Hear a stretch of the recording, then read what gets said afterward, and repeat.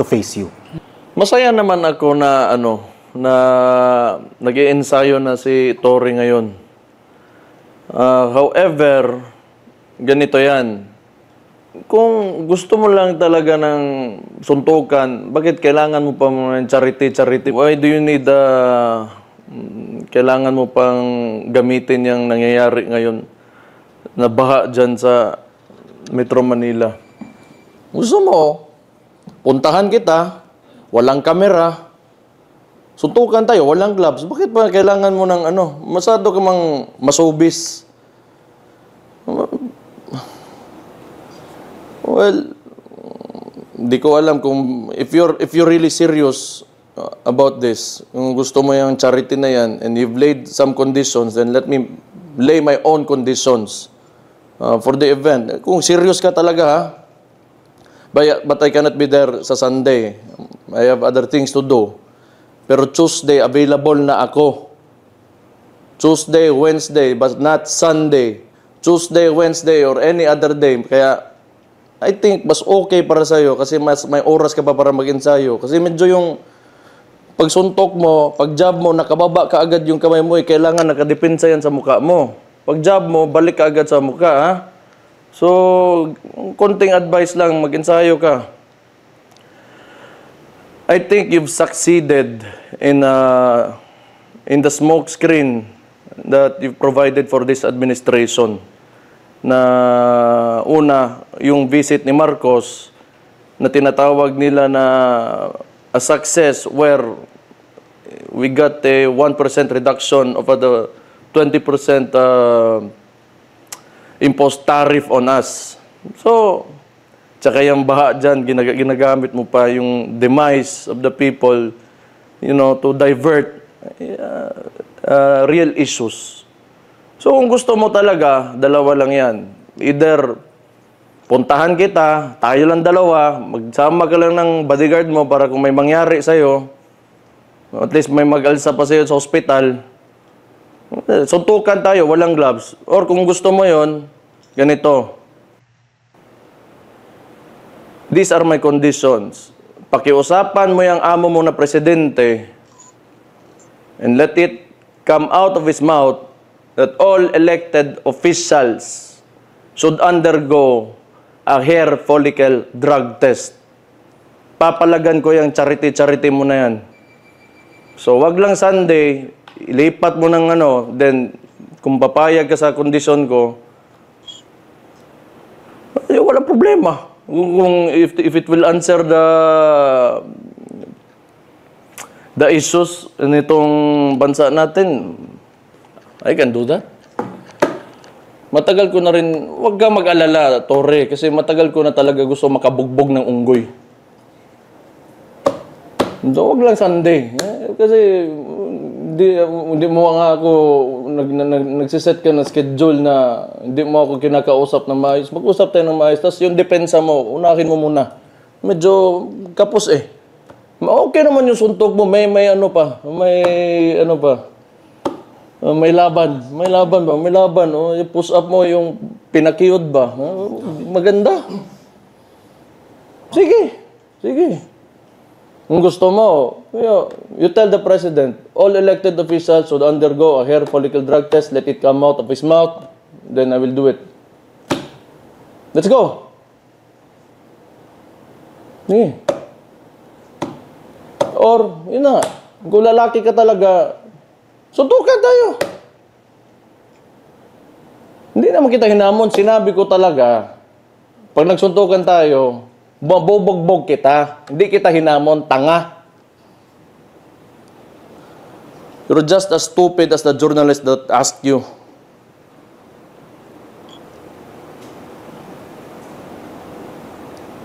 Sige. Mo. I think, klaro, no? That's your condition also. Kasi nag-set din siya ng condition. Hindi naman pwede one-sided. Di ba? Ano to eh? Both sides. This is entertainment. Sige, sakyan ko yung smoke screen nyo sa real issues about the GAA, the PhilHealth, and yung recent visit ni Marcos na 1% na china-champion niya ngayon. Sige. Pero yun ang request ko. hair follicle drug test for all elected officials, including the President himself. Tubag! Ayaw Sunday, nakuy lakaw. Sa mangka. May ano ako, it's a family day. It's a family day. Tuesday or Wednesday, Mayor, next week. Tuesday, Wednesday, Thursday, Friday, he can take the time that he needs. You know? Basta weekday. Yun nga, so I think, what's really interesting here, Mayor, ba? This discussion about the boxing match came out of the blue. All of a sudden, pinag-usapan. Isipin mo, pinag-usapan pa sa SONA. So, I think people are more interested dito sa boxing match kaysa sa paparating na SONA. You know, kaya nga, it's a classic move of mainstream media to make smoke screen or diversionary issues, so that people will turn their attention to other things. So para hindi nila pag-usapan kung what that Marcos visit to Trump, ano talaga yung significance nun. Kasi wala eh. He achieved nothing nung visit niya. 1%. Consuelo de Bobo na lang na ano. And yun nga, just before we jump into that discussion, Mayor, no? So I think that's very clear in response to his acceptance ko ng challenge, Mayor. So he laid his conditions, so that's the conditions of the Mayor also. Yeah, maghintay ka, huwag kang sino para sabihan ako na Sunday ka agad, sira ulo ka naman talaga. I agree, no, Mayor. Yes, Mayor also mentioned earlier na they succeeded in trying to divert the attention of the people. Because as you can see, yung mga videos na lumabas, Mayor, talagang nagdala siya ng media. Ang dami nila doon habang nagte-training siya. So we can really see that it's a deliberate attempt to divert. Yeah, may classic mainstream media tactics, but it's okay. Wala, kaya nga may conditions din ako, then may gusto din ako nung panahon pero pag-iusapan mo yung amo mo na magpa-hair follicle drug test siya. Kaming lahat. Publicly. Yan, alam mo yun? Para tapusin na natin lahat to. Referee na lang hanapin natin after. Tsaka round girl. Pacquiao. Pacquiao, no? Pacquiao, ato referee. Para lingaw. Anyway, thank you, Mayor, for responding to that matter. Marami din nagtatanong. Especially after lumabas yung old video mo na nagbo-boxing ka. So, mukhang na-challenge si Torre. Abay, nag-boxing din at nag-exercise. So, good for him. Good for his health. Right, so, Mayor, may I move on to our next topic? Sige. Okay, so since you mentioned, Mayor, nga, ito ngang one of the issues na mukhang baka pilit nga na naman kinakalimutan, itong recent visit ni President Marcos in the US where he talked to US President Trump. One of the agenda is to discuss as you've mentioned, the tariff imposed nga. So just a little background para sa mga kababayan natin Pilipino. In April, the US announced 17% tariff on the goods from the Philippines being imported to na ipapasok sa US. Tapos early July, nagletter ang US na hindi 17 but 20%. So lumipad doon lumipad ang kanilang team para pag-usapan ito, Mayor. And after the discussions, lumabas na from 20%, 19% ang ipapataw. And gaya nga ng sinabi mo, it seems Malacanang, or the BBM is really proud to mention that this is an achievement. From 17 to 20, ang closed deal, 19%. Tariff on Philippine goods. But ito ang catch, Mayor. Sa US, napapasok na produkto dito, zero tariff. So they say it's fair, 19%. Sa atin, 0% sa US. So, do you think that's a victory, Mayor, for the part of the Philippines? To put it into perspective, kailangan natin makita kung ano yung mga nangyaring negotiation with the other countries. Ano yung decrease na mga nakuha nila. So I think we can pull up the data for people to see. If I may, Mayor. Yeah, go ahead. So, Vietnam, they were imposed initially 46% tariffs in Vietnam, Mayor, but they were able to negotiate it down to 20%. Indonesia, the same. They were imposed 32%, Mayor, nababa nila to 19 to 20%. So ang laki ng binaba, their negotiations, si Indonesia nga parang phone call lang hindi lumipad. And no other conditions, I believe. But for the Philippines, 1% decrease. And with the EDCA sites, I think. Yes, plus the military bases. Ammunition base to be built here. Yeah, so I don't know if kung may pagmamayabang mo ba yung 1% na nakuha mo, kung 5% siguro medyo, di ba, kung... yeah. So, I'm not an economist. I cannot answer these questions elaborately or, you know, like, I can elaborate on the issue. But 1% is 1%. That's close to nothing. And, you know, for you to, para ipagyabang yan, I do not know.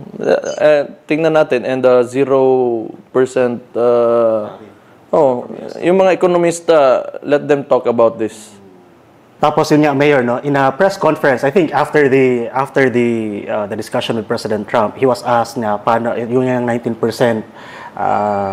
tariff, and then ang sinagot niya, hindi naman daw siya ang nag-decide ng 19%. But the funny thing there, you know, the interesting part there is nag-negotiate nga Baka iba yung i-negotiate niyan. You think, Mayor? Hindi ko alam. I do not like to speculate. Pero there are issues surrounding, you know, their visits to the United States. That's true, Mayor. No, even some legislators, I think Senator Amy has also expressed na they want to have deeper understanding on this, on what transpired in the negotiation and how we ended up getting this share of the deal. Ganito lang yun. Pumunta ka doon sa opisina ng presidente ng Estados Unidos para humingi ng 1% na tawad. Ano yun? Yun naman yung nangyari talaga. And you know, they're projecting this to the people as a majestic success for their administration. We'll see what the experts have to say with regard to this, Mayor. I think this is an ongoing discussion. Kakabalik niya lang, no? So, ano talaga ang magiging explanation ng Malacanang dito. One of the other objective then in the visit, Mayor, Sir Harbs, is the yung pinag-usapan din nila yung pag-enhance ng defense cooperation and maritime security of the Philippines. So they were also talking about deploying new cutting-edge missiles in the region, more unmanned systems, revitalizing the defense industrial base, and more access to military bases in the Philippines. And they also angled this to say that this is for the benefit of the country. So what are your thoughts on this, Mayor? It's more of, ano talaga yan, yung the trouble between the two superpowers. It's China and the United States. Kasi, you know, ang Estados Unidos, gusto nila na nakatutok yung baril nila kay China so that they can negotiate with China. Because itong mga Amerikano, transactional naman itong mga to Gusto nila maka-negotiate, but before they do that, they need leverage. And the only way that they can get leverage is to have their guns pointed at someone. So, kaya I think yun talagang totoong mga negotiations na nangyari dyan. Na to strengthen the military presence of the United States dito sa Pilipinas. So, it's not really yung WPS, yung Taiwan, trouble yan ng dalawang superpowers that, you know, nalagay tayo sa gitna. Because of our geopolitical situation. What do you think, Mayor, with the move of the President and the move of the Philippines, what do you think is the response naman ng China with these developments? I honestly don't know, but kung ikaw, parang tayo, kunwari, ako si Pilipinas, ikaw si China, and yung sa ibang subdivision, nandun yung US, magkakapit-bahay tayo. Kunwari, pagpapadala ako ng mga baril dito at saka mga tauhan, how would you feel? Di ba, kung ikaw yung neighbor ko, you will feel threatened. Bakit may mga baril yung mga tao dyan sa bahay mo na kalaban ko doon sa kabilang subdivision? So I think yun yung pakiramdam ni China ngayon na I think you're threatening, US is threatening China right now. So, but yung mga malalaking bansa na yan, it's all negotiations and transactions. Tayo yung nasa sitwasyon na kailangan yung lugar natin, yung territory natin para as leverage nga ng United States nila para sa interaction nila with China. Pero ito na nga, Mayor, for simple people ba, nagtatanong mahalaga nga for the US ang lugar natin. So bakit hindi natin yung gamitin na leverage sa negotiation? Diba? Sabi nila, kung kayo ang may kailangan na pumesto dito, so dapat binraso natin, oo. Sa simple na pag na-discussion dyan sa Kanto Mayor, kayong may kailangan ng base dito, so bigay nyo yung gusto namin sa tariff. Anong nangyari? Lugi na tayo sa basis. Lugi pa tayo sa tariff. That's how a simple, an ordinary Filipino would see that. No? Well, siguro kung... Kasi nga, yun yung leverage natin supposedly. Pero you cannot...